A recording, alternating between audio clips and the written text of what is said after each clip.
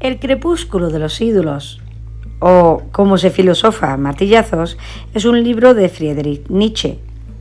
Y también es un libro escrito en alemán en 1888 y publicado en 1889. En idioma español se tradujo con dos nombres, El ocaso de los ídolos y El crepúsculo de los ídolos.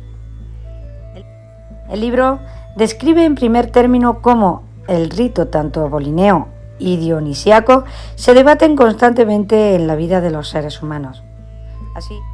Así, entonces se tiene un primer acercamiento al comportamiento y la anhelada explicación de los clásicos. Sin embargo, las críticas no se harían esperar y los ídolos que habían presidido el pensamiento de muchos intelectuales europeos durante 19 siglos, esta vez se veían fuertemente cuestionados por Nietzsche. Estructura de la obra. El segundo de los que Nietzsche llama farsantes es Kant, y esta vez no solo toca el espíritu cristiano que éste poseía, sino que habla también sobre la inutilidad del conocimiento y de los planteamientos que el mismo Kant hacía. Por ejemplo, tenemos como la cosa en sí y la cosa para sí. Nietzsche la discute como superflua y como un aislamiento del ser humano con el conocimiento, pero sin tomar las riendas radicales del mismo, ya que el hecho de no conocer totalmente una cosa no la separa completamente de querer superarla con un planteamiento como el de lo inalcanzable, sin dejar espacio un poco a la reflexión. 1. El primer apartado ofrece 44 breves aforismos acerca de la mujer, el Reich alemán, el filósofo, la moral, el arte, la ciencia, etc., que se encuentra entre los más brillantes e ingeniosos de toda su obra. 2. El segundo apartado, el problema de Sócrates, es una monografía sobre Sócrates, al que llama el primer farsante, porque su lírica enredada y mayéutica lo apoyaban en cierta medida el alcance del conocimiento y en menor medida el apoyo a los otros filósofos que pudieran sobresalir como Diógenes. 3. El tercer apartado, la razón en la filosofía, es sin duda central en esta obra desde el punto de vista de la metafísica de Nietzsche. Este descubre la idiosincrasia del filósofo, que ya había contrapuesto en su obra Más allá del bien y del mal. Así, la razón en filosofía es la causa de que falsifiquemos el testimonio de los sentidos. Nietzsche acaba este apartado con 4 tesis en las que resume toda su metafísica. 4.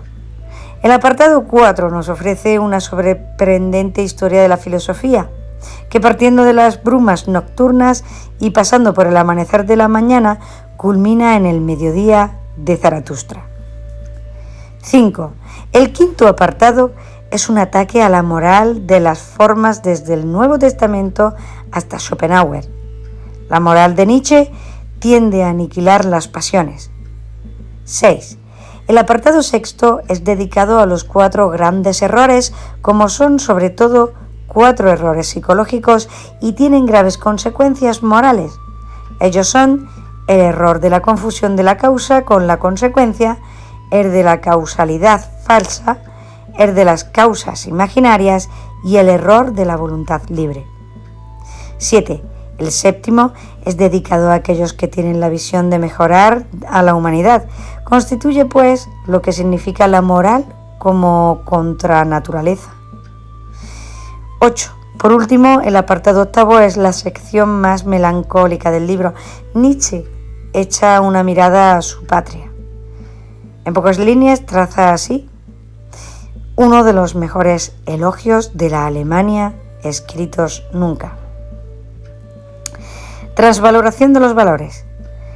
En el libro retoma la idea de la transmutación de los valores, donde algunos ven falsedad. Él ve la oportunidad para desestimar afirmaciones que, según él, afectan a la filosofía y que en esa época, y es extraño en una época como el siglo XIX, no veía un avance como tal. Y es problema de la filosofía que consistía en su conversación como mera especulación y repetición de lo que otros ya habían hecho, creando toda una serie de doctrinas en torno a ella. La sectarización de la filosofía aparece como problema para el quehacer del filósofo mismo, por lo que se propone así una filosofía a martillazos, libre de dogmas, que permita a la filosofía replantearse y hacer análisis libres del encierro al que la han arrojado los grandes ídolos, los conceptos supremos y el concepto de Dios. Para Nietzsche, los conceptos supremos son los conceptos metafísicos explicados por filósofos como Sócrates, Platón y otros posteriores. Centrándonos en Platón, debemos de hacer mención a su teoría de los dos mundos: el mundo real de Nietzsche o mundo de los sentidos de Platón. Es incapaz de explicar algunos conceptos que se escapan de la experiencia, esos conceptos supremos que necesitan de la existencia de un ser o entidad superior que lo explique. Para ello, Platón se aferró al mundo sensible, estableciendo la idea del bien como la más razonable y perfecta. Estos conceptos eran supremos y eran capaces, por tanto, de ofrecer las características del mundo verdadero, determinadas por ese ser o idea superior, idea del bien para Platón, Dios para San Agustín. Nietzsche, por el contrario, criticará o negará todo esto. Para él, los conceptos supremos basados en la razón del hombre no significan nada. Han sido inventados por el hombre tras el rechazo absoluto del caos, de lo instintivo. Esto, además, ha sido la principal causa de la decadencia del espíritu occidental de la filosofía tradicional y dogmática impuesta por los filósofos que rechazaron la auténtica naturaleza del hombre. Lo que realmente configura el mundo auténtico son los sentidos. El mundo verdadero es aquel que nos proporcionan los sentidos. Dios representa lo contrario a la vida y la negación de la inocencia del hombre. Por tanto, la realidad es tal como la pensamos. Nietzsche niega que con los conceptos aprendamos la verdadera realidad del ser, que es devenir y cambio. Corriente filosófica: el vitalismo de Nietzsche. Para Nietzsche, la cultura occidental está viciada desde su origen, pues es racional y dogmática, y está empeñada en instaurar la racionalidad a toda costa. En consecuencia, Nietzsche dirá que la tarea del filósofo es liberar al hombre de los valores decadentes, devolviéndole el derecho a la vida, a la existencia. Este le llevará a defender el vitalismo. Su doctrina es la vitalista y tuvo éxito en la segunda mitad del siglo XIX y principios del siglo XX. Las corrientes vitalistas señalan al menos dos formas de entender la vida en sentido biológico y la vida en sentido histórico. La primera destaca el papel del cuerpo, los instintos, lo irracional.